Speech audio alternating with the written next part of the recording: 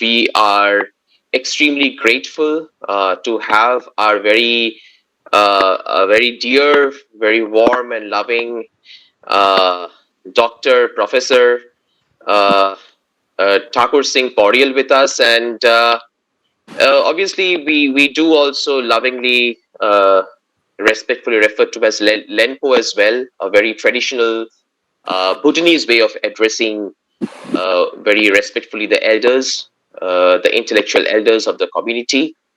And obviously, he doesn't require any specific introduction, but for the sake of formal uh, reflections, I will just do that. No, I Uh, think, if I may suggest, let's dispense with this long introduction. So I think I'm already introduced. no, sure, sure. I'll just give a very brief background, Lenpo, and I think it's essential also to feed into our conversation today on the green school education system, on environment and ecology. All right. Although the green school education system that is very pioneering of the Royal Government of Bhutan and also the country of Bhutan in general, uh, one of the pioneers of co-designing this whole concept of the green school education system is our respected Lenpo, who is there with us. And it's pioneering in many ways because we are living in a very alarming time, a time when the entire planet is wrecked by extreme levels of environmental disasters and climate catastrophes. And obviously, thanks to us, that we have triggered these kind of situations for generations of environmental exploitation. In such a kind of situation, there also exists a country like Bhutan, who have proudly, historically, who have proudly taken a reverse gear. A reverse gear in the sense that when we conceptualize or we understand development in a very reckless way of disrupting, replacing, and relocating the natural environment for the sake of building factories and industries and shopping malls and flyovers and railways and all sorts of those markers which have always been established as parameters of development. Bhutan, obviously, in its own contextual infrastructural ways, have never failed to respect, worship, and learn with from the natural environment. And our respected Lenpo has played an essential role. He was the first education minister of the democratic Royal Government of Bhutan. And not only that, this is just a very, I will say, just a very small way of knowing him. And as an academician, as a researcher, as a social scientist, as an activist from time to time, as a person who practically believes in social transformation, has acted with and for the nation and beyond for a long period of time. Those who are a bit familiar with the green education system, I'm sure you would be knowing that his work, the Green School Education, which is available on Google very easily. You can access the work. It's a small booklet, but it's packed with perspectives which are extremely essential for every country in the world today. Has been translated into numerous languages across the world and has been very practically adopted by schools and higher education systems across the world. I had the privilege for working for almost 2 years in a higher education institution in eastern Bhutan. I had the privilege, very strong privilege, of closely seeing how his vision is being manifested by students, by residents, by people, by citizens across generations. So once again, a warm welcome, dearest Lenpo, and so great to have you with us. So wonderful of you to invite me to this conversation. Thank you. Uh, Um, I think what we need to start is, I mean, our starting point of conversation could be that in 2006, when you became the education minister, what were some of the perspectives that came across your mind and also the team with whom you were working in their mind, which all motivated you to initiate a very official process of green school education system? Obviously, knowing that Bhutan has its own traditional, cultural, spiritual association with the natural environment, but how did you officialize that? And most importantly, why did you feel that such a kind of traditional approach towards the natural environment needs to be officially put into practice across generations? Thank you so much indeed, Dr. The. First of all, I would like to thank you for your very kind invitation to this Adda, and also congratulate you for initiating such powerful medium through which conversations can be held in a very non formal way or informal way. I like this format in the sense that we can be a lot more flexible and under much less pressure. Um, Also, a few um, points of correction. I'm no longer the minister. I was a former minister, but I'm primarily a teacher. And it's been such joy to be sharing this profession with you, Dr. Day. And you have been actually an advocate, a very passionate advocate of the green education concept. I'm very grateful to you for your efforts and for all the good work you've been doing to advance education, not only in India, but also in Bhutan and elsewhere. Now you're going to be in Oman, and I'm sure the Omani society will benefit a lot from your contributions there. And wherever you make any contribution in the name of education, that will be a blessing to the world. I wish you all the very best. Coming back to your question on what motivated me to start this Green Schools program, it is a very long story, and we have only less than an hour to talk about it. However, I would like to submit that in 2008, when we installed the first democratically elected government, I was, in fact, mandated to look after the Ministry of Education, and it was a wonderful opportunity for me and my colleagues to infuse the country's great vision of development, otherwise called gross national happiness. As you know, Bhutan has been blessed with some very far sighted kings who have each given to us and to the world their own vision of holistic development. And the fourth king is Majesty Dugyalpo Jigme Singye Wangchuk, who we call the King of Destiny, actually articulated a unique paradigm, a new pathway to development, as opposed to the conventional, highly reductionistic model called gross domestic product. As you know, the whole world is beset by this obsession to produce more and to consume more, to produce more and to consume more without an end.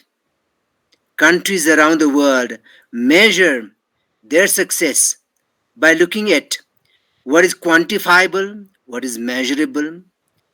They use this economic, highly reductionistic yardstick called gross domestic product.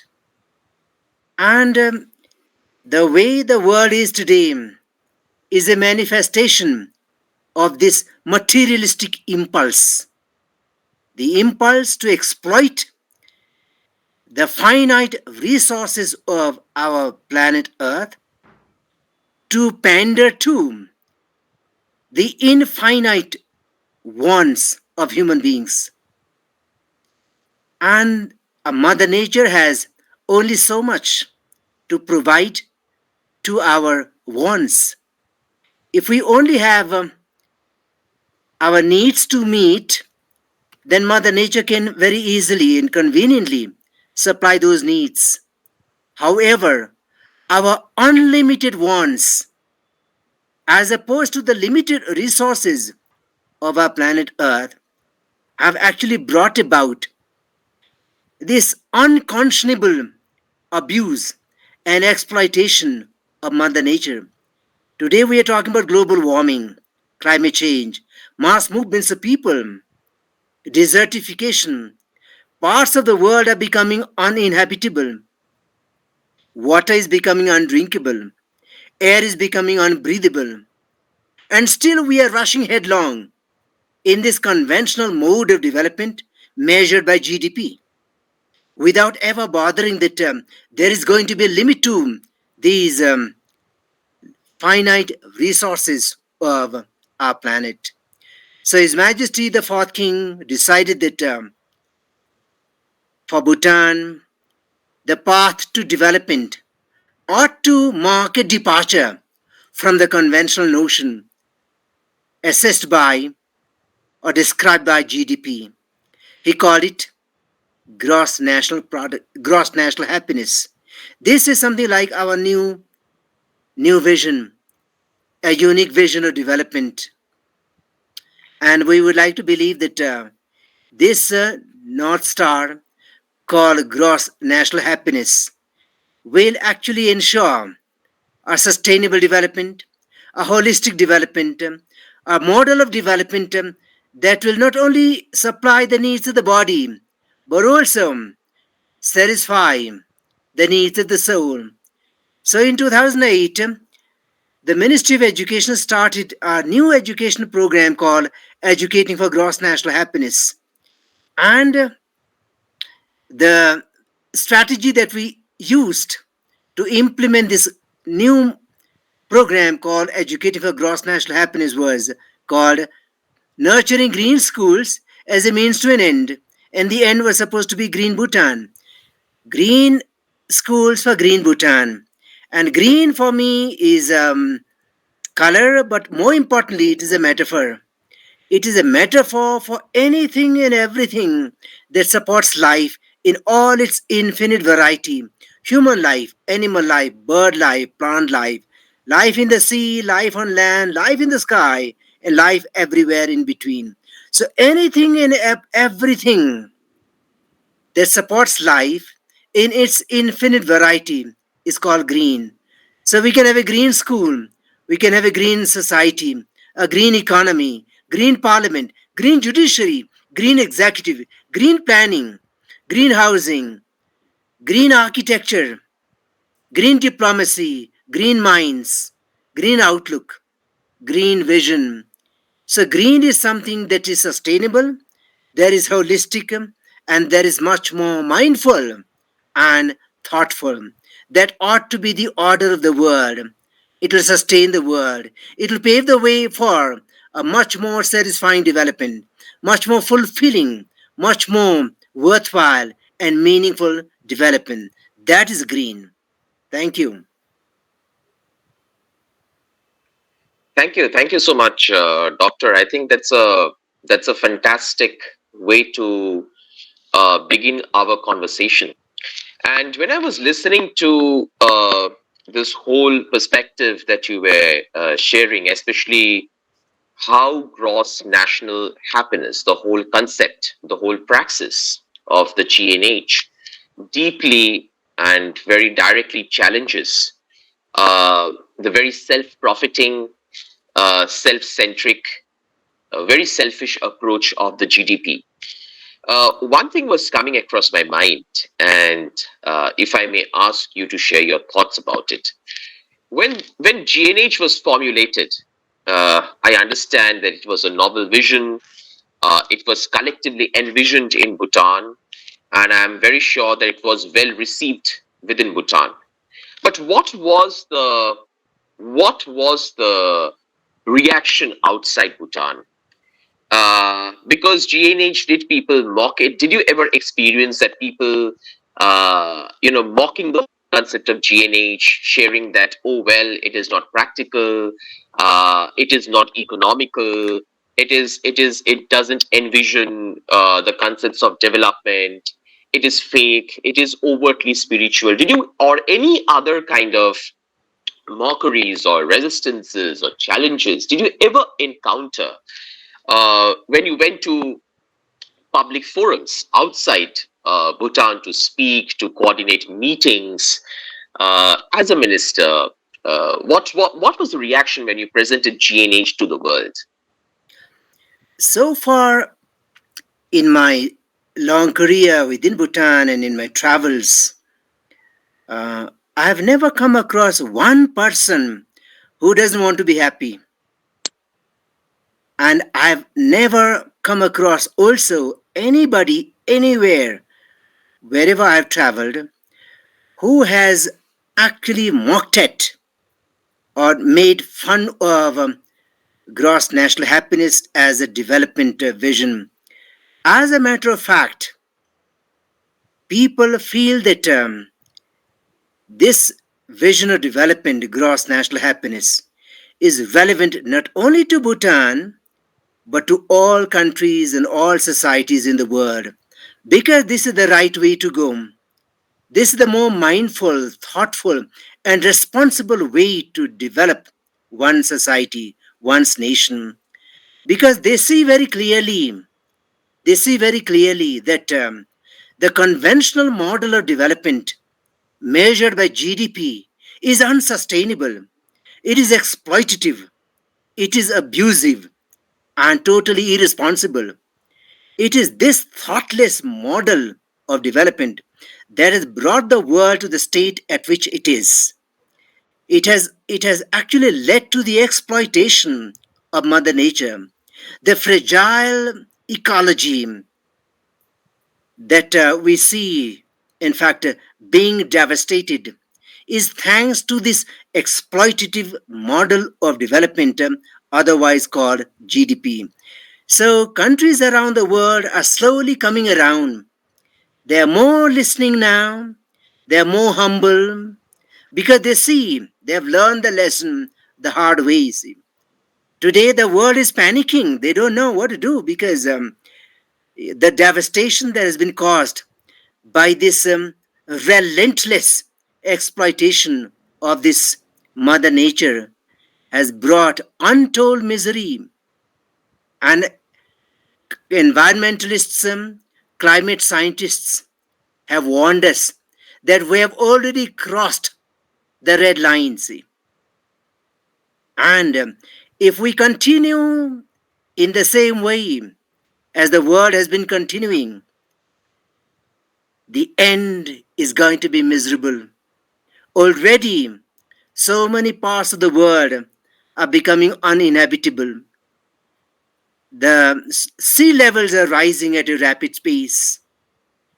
The snow on the mountain tops is melting very rapidly indeed.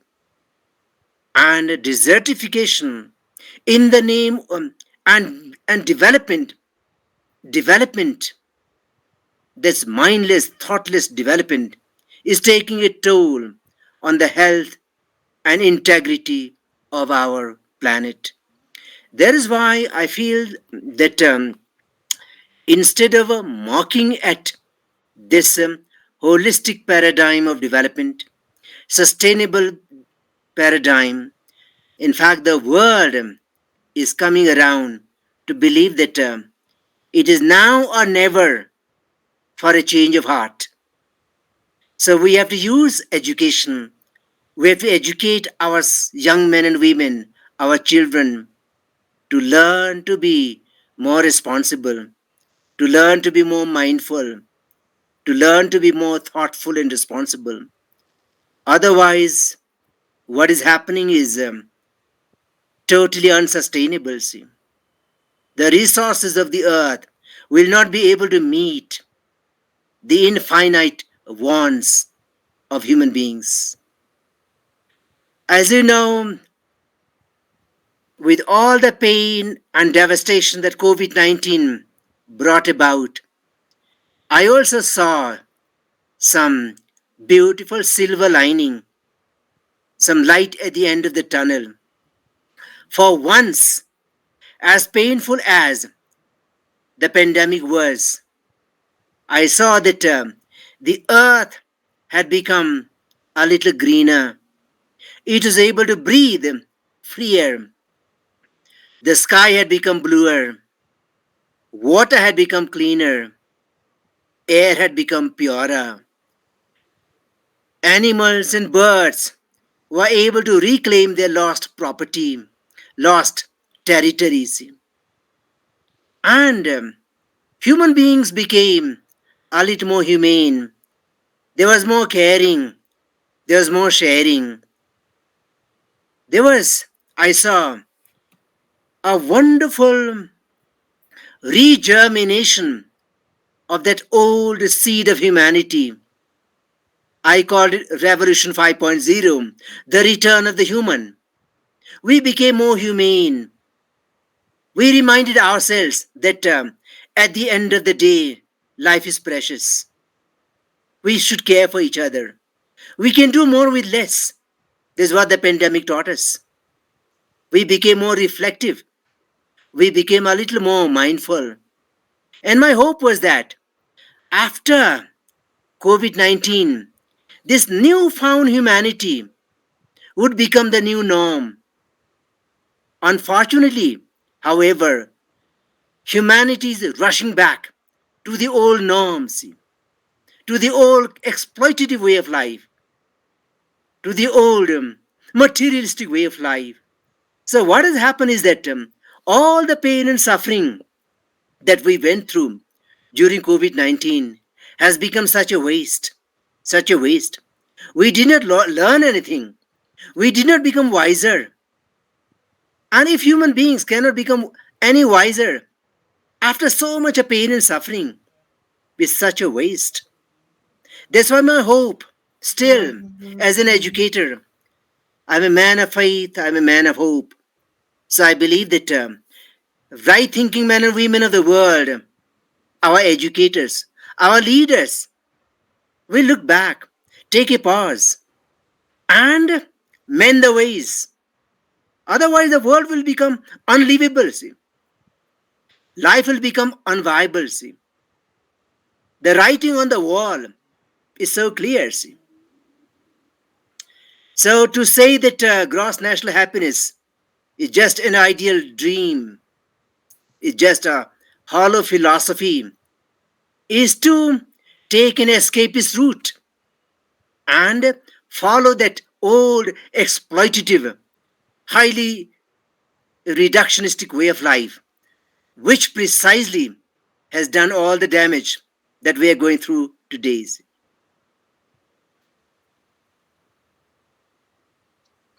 Thank you so much, Doctor, for this very uh, thought-provoking and essential reflections. And I think it's a very good way of reminding all of us that the necessity of self-realization is such an essential part of what you refer to as green as a metaphor, the praxis of green, the practice of green, the greenness. And the self realization, the term itself sounds so simple, so usual, so basic.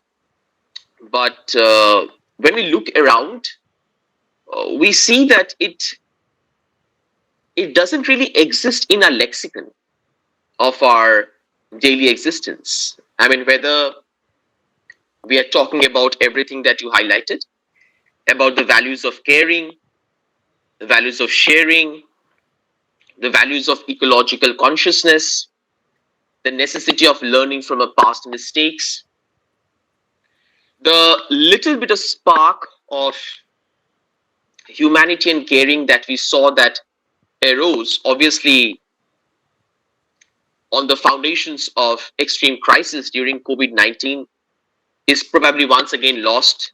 It seems in the long run that we really didn't realize. My question to you, Lenpo, would be that how do you see the impact of green school education system on the current generation of people? And when I use the word impact, just to further clarify, obviously in schools they're learning about green school education. I'm sure at homes there would be families who are very consciously teaching their children how to be ecologically conscious. But to what extent they are motivated or they are self-realizing to carry this knowledge, to carry this education beyond their family institutions, beyond their educational institutions, and applying it in their practical life. Um, you know, there is so much going on in the world in the name of education, and not everything that is going on in the name of education is education. A lot of it is totally uneducational. It could even be anti-educational. See, that is why we thought that in 2008, when we introduced this program called Educating for Gross National Happiness, we thought it was a wonderful opportunity to rethink education, to restore education, and invest it with some integrity. Education with a purpose, education with integrity, essential education. What is education after all?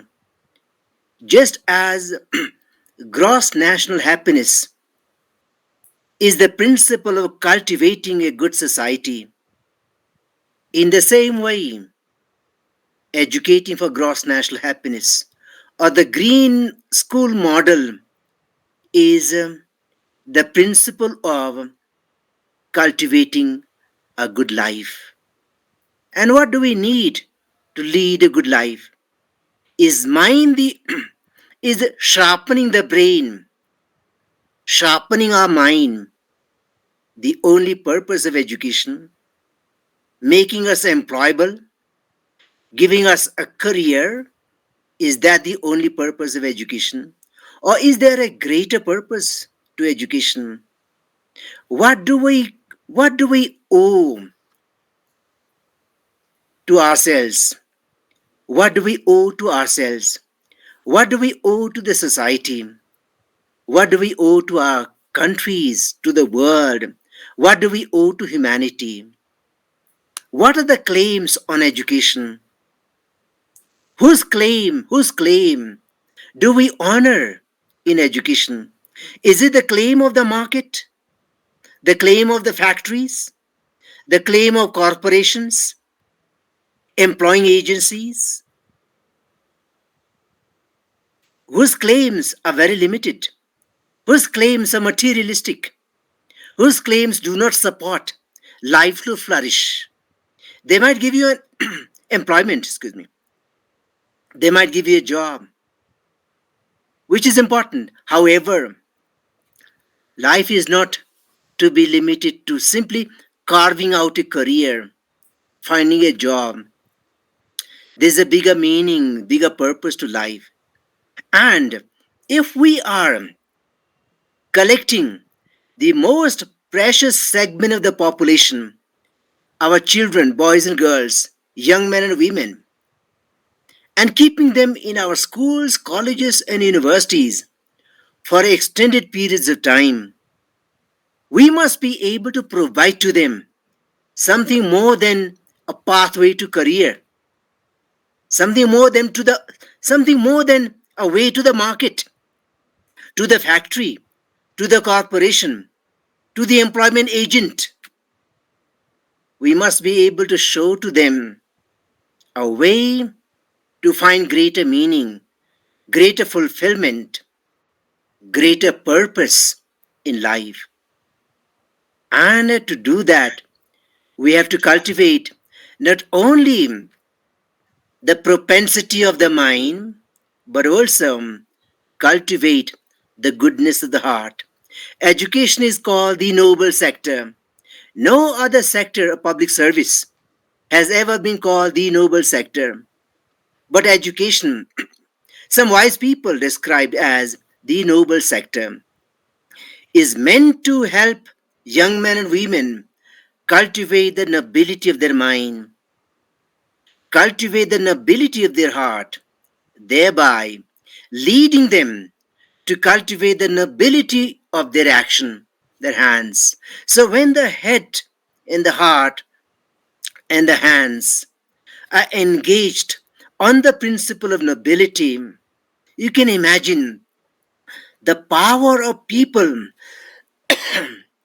the power of people, our young men and women who graduate from our schools, colleges, and universities and join the larger society, the kind of change that they can bring about with their own ability, with their goodness, will be tremendous.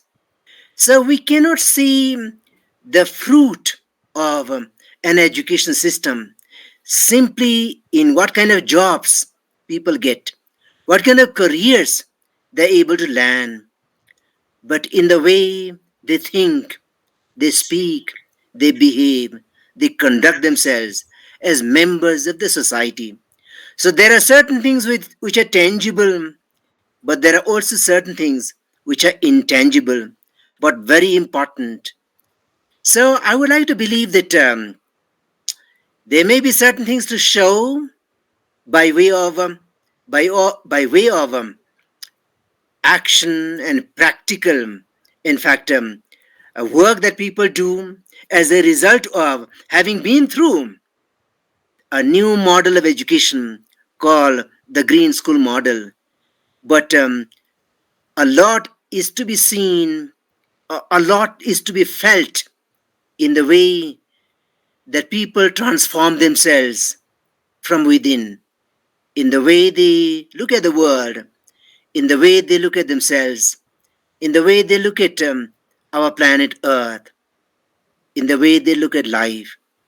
So, my Green School educational program is a restorative program. It helps young people to connect things, to find meaning, to find purpose, to heal broken relationships. That is what my Green School does at the end of the day. Thank you so much, Doctor, for your reflections. Obviously, I have more questions, but I just want to put my enthusiasm into a bit of control. And I would like to actually invite my very dear friends who have joined the conversation today, Ragini, Liton. If you have any questions for Dr. Poriel, anything you want to share, anything you want to reflect, anything you want to connect, please feel free to unmute yourself and just speak.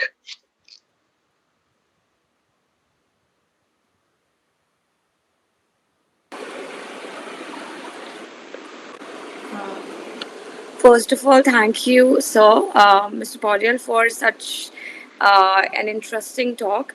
And I would like to ask him, like, so what steps did you take to, inculcate this green education in schools? Because generally the schoolings we had were quite toxic. If I look back at them, then the emphasis on including sustainable means or uh, be it nature or anything, it was not taught to us. Like you rightly said that the purpose of schooling has generally become that you get a degree and then you get a career, you have a career.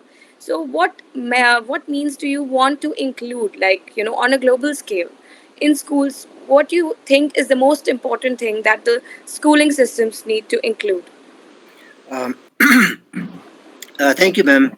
Ma'am Mishra, yes, for this uh, very important question. Um, in 2009, when we actually started this Educating for Gross National Happiness program through through this strategy called My Green School, excuse me, we started this as a nationwide program because Bhutan is a small country, as Dr. Dev would know, is a very small country, and we were looking at something like 600 schools and institutions altogether in the whole country. That's in 2009. About 600 schools and institutions in total. And what we did was we organized three very intensive, three very intensive 6-day workshops to to which we invited all the school leaders, school principals, and the deputy leaders, and put them through this very intensive 6-day workshops. These 6-day workshops to actually put them through an experience, a process whereby we were able to infuse the ideas of gross national happiness into the overall education system. So it was supposed to be a whole school approach because the big national program was for the whole countries. So what we did was we looked at education through different perspectives. And my green school has 8 claims or 8 levels of consciousness. 8 levels. Today's education mainly focuses on the mind or the intellect. Make the people sharp, intelligent, street smart.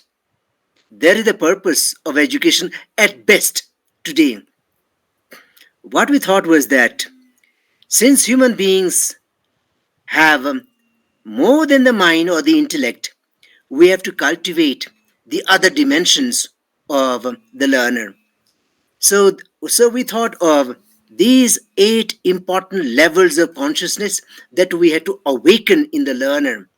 That's why in my green school, we have this mandala called Sherik Mandala.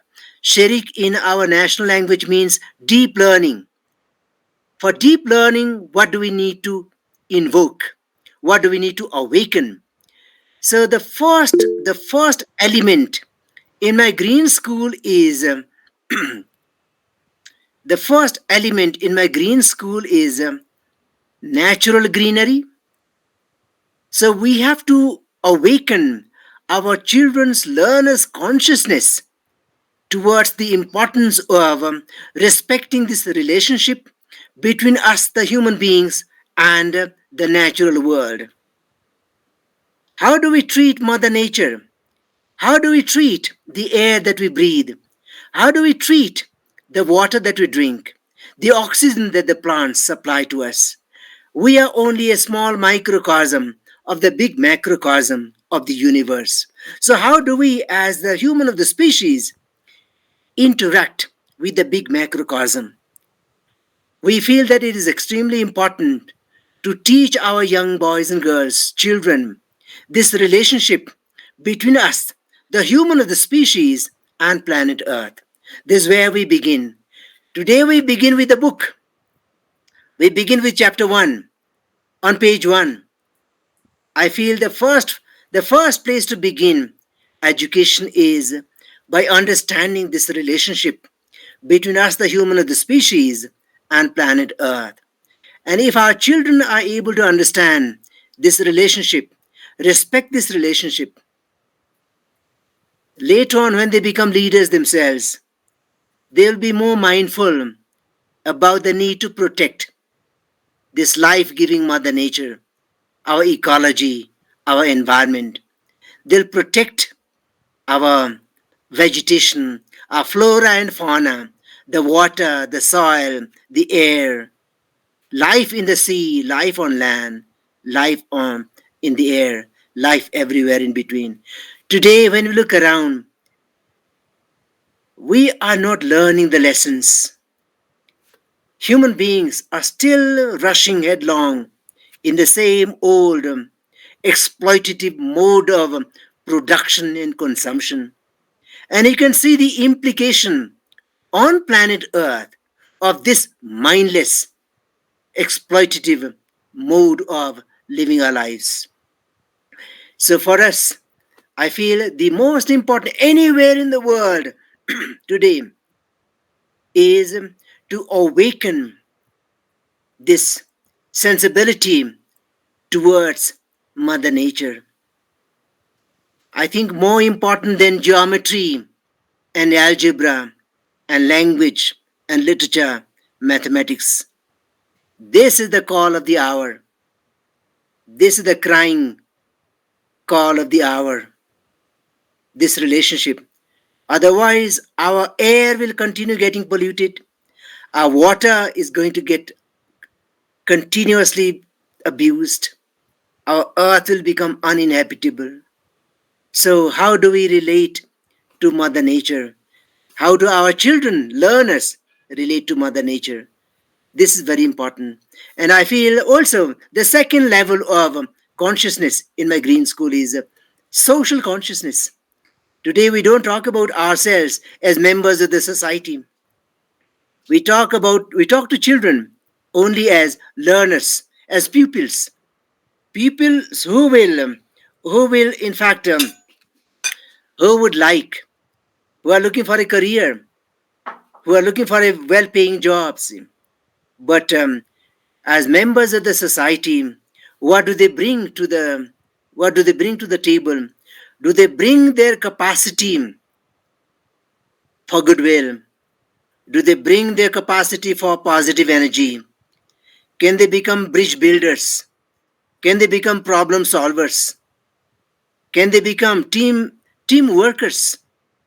Do they add value to the society? So, this social consciousness, when they come to school, college, or university, they come with their bodies and their names and identities, but they also come with their dreams. They come with their vision. They come with their hopes for the future. They come with their capacity to make friendship.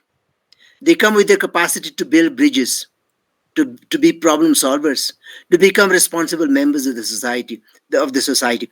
Do we awaken this capacity, this social this socializing capacity, this bridge building capacity, problem solving capacity in the children when they're in our schools? I think these are important life skills they need to learn. And they are also members of they also represent the culture. We are members of a certain culture. We are cultural beings. So culture is very important to awaken, to appreciate, and to live out. This is the third element. The fourth element is the mind, see, cultivating our mind, see, because the mind is the home of ideas. All the progress in the world has come about by using the capacity of the human mind to create, to build, to invent, to discover, to make. The way the world is a manifestation of the power of the mind. How has our society come to be the way it is? How have our nations come to be the way they are? Nature has given certain things, but what have human beings added to what nature has given? See? So our capacity to create is the function of the human mind. See? So appreciating the power of the human mind, these are important things. Of course, we do mathematics, we do history, geography, we do physics, chemistry, biology, languages, literature, all these things. But appreciating the power of the human mind, see, all the inventions, the discoveries, the creations, the additions that we've made to what nature has given us. Our children should be able to appreciate this capacity of the human mind. See. So this is the fourth element we need to awaken. And most of the time, we simply go straight to the chapter, to the syllabus, to the curriculum. See. But we do not look at these very important elements that need to be awakened. The, the fifth element is academics, academic greenery, we call it, academic greenery. And academics, of course, now we talk about the different disciplines that we teach. We talk about mathematics, physics, chemistry, biology, history, geography, IT, music, sports, fine arts. But we have been teaching physics for 1,000 years without ever asking what makes physics physics, what makes chemistry chemistry, not biology. See? What is so mathematical about mathematics? Why is mathematics mathematics and not history? See? What is the nature of these disciplines? We have to confront the nature of these disciplines. Why is language different from literature? See? What happens in literature? See? How do we grammarize language and discipline language? See? What do we do in history? What happens in history? Is it just dates and names and milestones? Or is there something more in history? See? So, in academic greenery, we are not simply learning those chapters, covering those chapters and the syllabus, but we are confronting the nature of these disciplines. What makes us, why did somebody in the past package knowledge in a certain way and call it physics? Because the physics is nothing but a certain way of packaging knowledge. We call it physics. Why did somebody decide to package knowledge in a certain way and call it mathematics? Why do we have to call mathematics mathematics? So we have to confront these. We don't do that in schools, colleges, and universities. The next level is aesthetics. Aesthetics. Aesthetics is the study of beauty and grace and tastefulness. Today, a lot of our children are busy with the mobile phones. They spend hours. And what happens is that over a period of time, Chat GPT and all that Pug B or whatever they used to call, yes, all these what do you call a PUBG. PUBG? Yes, so all these things, they suck the soul out of our children without their ever realizing this. So that is why it is important to instill genuine appreciation for things of beauty, real genuine beauty, a beautiful design, a beautiful painting, a beautiful piece of poetry, a beautiful garden, a beautiful dress, a beautiful speech, a beautiful sculpture, a beautiful idea, a beautiful home, a beautiful table, a beautiful kitchen, utensils, real genuine beauty, being able to appreciate beauty, being able to create objects of beauty. This ability establishes the integrity of the child. It it affirms, it affirms and celebrates the integrity, the independence, the creativity, the imaginativeness of the learner.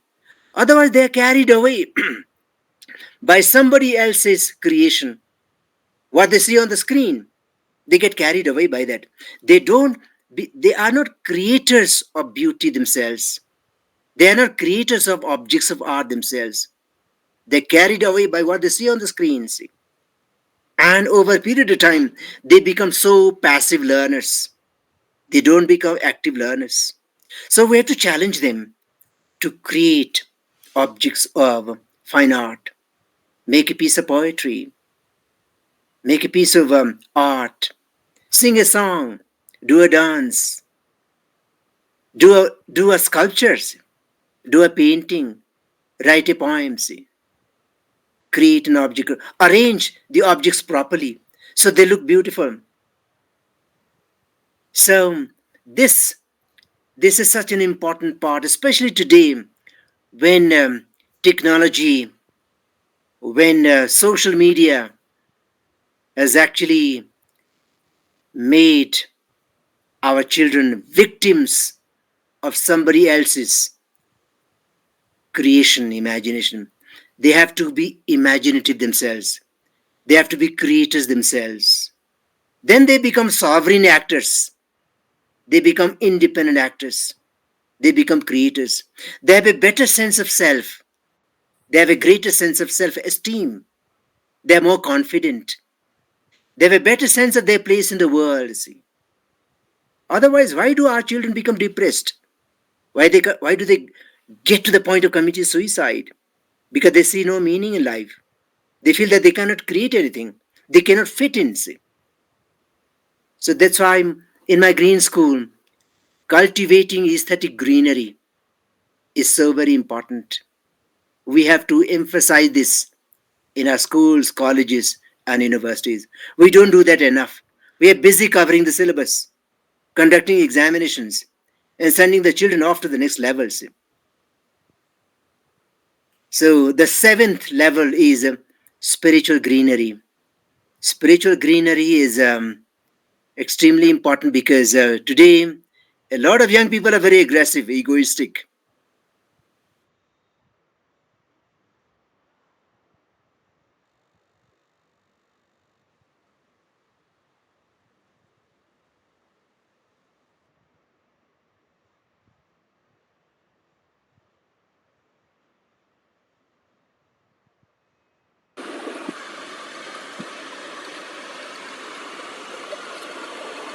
I I think think, yeah. I think Doctor is encountering some technical internet glitches. issues.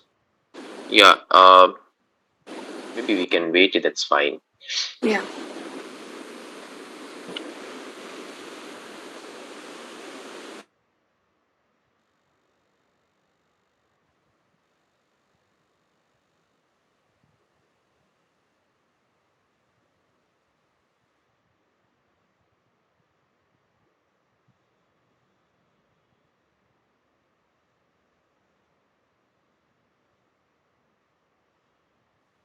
Maybe we expect him to join back. See.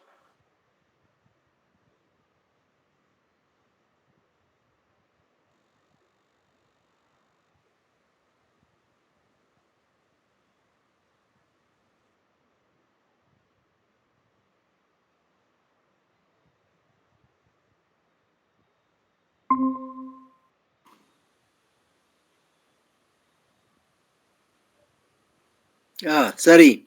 Are we back? Yes, Sorry. yes. I think, Yes, Doctor. No worries. Please continue. I think you must be very tired. I just have two small points. No, no, that's perfectly fine. Please go Okay. ahead. I was talking about spiritual greenery. Spiritual greenery is about understanding the fact that as we are not perfect. I'm not perfect. You may be perfect. As we are not perfect. As we are not complete. As we are not full. So, what we need is some model of perfection, some model of completion, some model of, in fact, excellence. Just as a flower kept by the windowsill tends towards the sun for fulfillment, for completion, for culmination, the flower looks at the sun or looks to the sun for its blessing, for its nourishment, for its for its support to find fulfillment, to find completion and culmination. In the same way, we human beings need models, need idols. They could be our teachers, they could be our parents, they could be our elders, they could be somebody in the society, they could be an object of nature, they could be an idea, but something that uplifts us, that elevates us, that gives us reasons and the hope and the possibility for finding self actualization. We become bigger, we become greater, we become fuller, more complete, and more, more higher, better, greater than we are. See. And all that we do in our life. is to find ever higher levels of fulfillment, ever higher levels of completion. All bodhisattvas, all human beings are bodhisattvas. They have the capacity to become Buddhas, but we don't because we don't try enough. We don't work enough. See. So that is for me spiritual greenery. Young people must see models, must discover models so that they can also achieve greater levels of fulfillment, completion, and self actualization. We don't ask our children, what do what are their big dreams? What do they want to do in life? We are busy with our prescribed syllabus, and sometimes they could be very limiting. So we have to open up for them to be able to blossom, for them to be able to bloom. My last, my last level of consciousness is ethical or moral greenery. Um, Professor, they had sent that my mandala, but now there's not much time, perhaps. But I'm sure later on we can share that mandala. So in my mandala, the last circle and the most important circle, it is the innermost circle, the innermost level of consciousness. It is ethical greenery or moral greenery. Ethical greenery has got to do with our ability to make distinctions. And what is this ability to make distinctions? What are the what are the big distinctions? Excuse me. What are the big distinctions we need to make in life? Those distinctions that we make in our life that will set us apart as the human of the species as opposed to other species are mainly three for me. That is that. Only us, the human of the species, can make a distinction between categories of values. And what are these values? We can make a distinction between right as opposed to wrong. This ability to make a distinction between right and wrong, between these two categories of values, gives us tremendous power.